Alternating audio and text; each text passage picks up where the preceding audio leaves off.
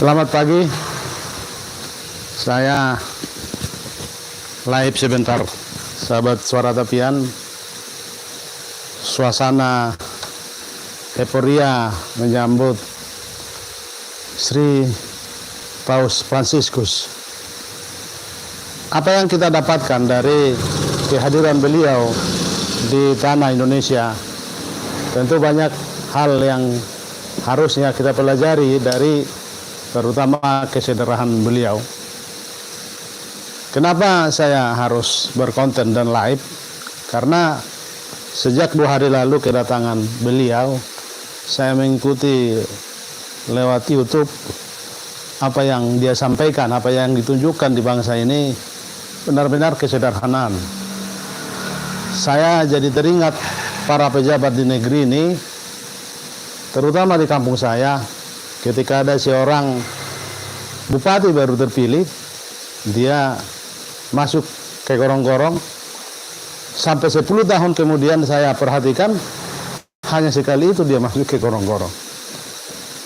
Dari mana dia belajar? Karena memang ada presiden pencitraan masuk ke gorong-gorong. Dan kemudian itu disebut kesederhanaan, dan terbukti bukan kesederhanaan. Ini miris kalau kita bandingkan dengan apa yang ditunjukkan oleh Sri Paus Fransiskus. Kelebihan beliau, dia pimpinan Katolik seluruh dunia ini dan juga kepala negara. Satu-satunya di negara ini, di dunia ini, hanya dia yang berkuasa secara penuh, secara rohani.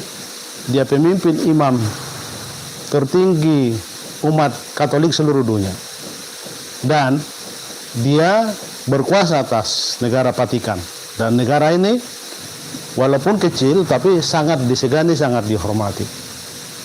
Tapi yang menarik, beliau menunjukkan kesederhanaan itu yang membuat kita tersentuh. Begitu dia mendarat di Bandara Soekarno-Hatta, dia disambut meriah dan hanya menggunakan mobil sangat sederhana. Dan tidak banyak pejabat seperti beliau.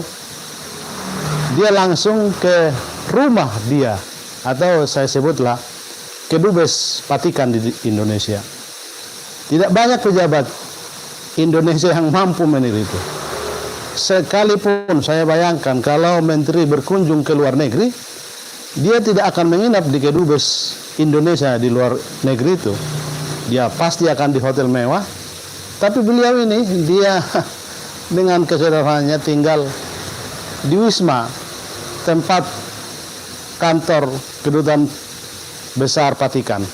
Ini yang menarik. Tidak dibuat repot bangsa ini, tapi lagi-lagi semua seperti sembrani karisma beliau itu menarik banyak para tokoh belajar, banyak yang menangis. Saya juga tersentuh melihat seorang ibu di pinggir jalan, tiba-tiba iring-iringan Sri Paus Fransiskus itu meminta di-stopkan mobil karena melihat anak-anak, dan dia memeluk anak itu dan dia elus-elus kepalanya. Ibu itu menangis. Saya tidak tahu apa agamanya, tapi saya kira itu bagian dari bagaimana kerinduan anak-anak bangsa ini melihat pemimpinnya yang hedonis. Karena jabatan 5 tahun atau 10 tahun, dia menunjukkan seakan-akan negara ini miliknya, bangsa ini miliknya. Padahal dia tidak lihat kaum marginal, kaum terpinggirkan, kaum yang berjuang untuk sesuap nasi untuk rumah tangganya. Tapi lagi-lagi di luar sana terlalu banyak orang-orang yang menunjukkan euforia, konsumerisme, hedonisme. Inilah yang miris. Terima kasih Sri Paus Fransiskus telah menunjukkan kesederhanaan. Tentu bukan hanya untuk Indonesia, untuk dunia ini. Dia juga sangat menghormati alam, sangat menghormati makhluk hidup. Saya kira ini hanya sentuhan hati yang melihat bagaimana kita belajar dari Sri Paus Fransiskus itu. Beliau nanti juga akan berjumpa dengan umat Katolik seluruh Indonesia di Gelora Bung Karno. Kita akan lihat bagaimana rindunya bukan hanya Katolik, termasuk ya saya Protestan. Saya merasa bagian daripada tokoh yang saya kagumi. Saya melihat, saya membaca buku-buku tentang beliau.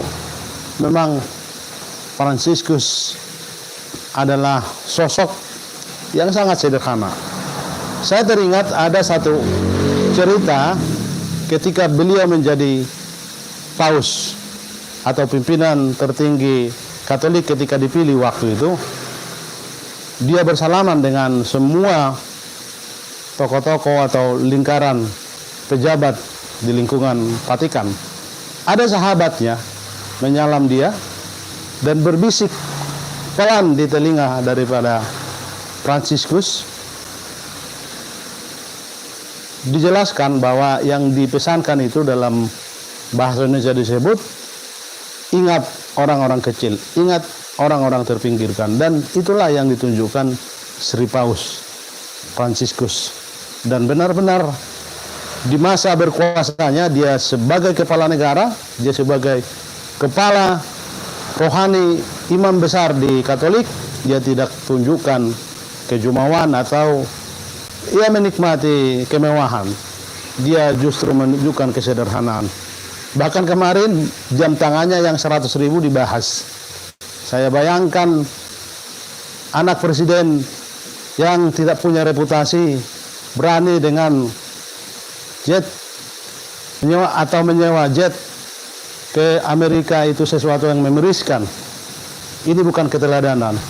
Tapi dengan hadirnya Sri Paus Fransiskus, saya kira ini menjadi keteladanan untuk kita agar kesederhanaan itu benar-benar bukan dipolitisasi atau kesederhanaan itu hanya dibuat-buat untuk pencitraan. Kesederhanaan itu harus ditunjukkan, terutama pemimpin yang harusnya menikmati kemewahan, tetapi dia tidak menunjukkan kemewahan itu. Saya kira ini komentar saya tentang kerinduan dari seorang yang mengamati terus perjalanan Fransiskus di Indonesia. Terima kasih.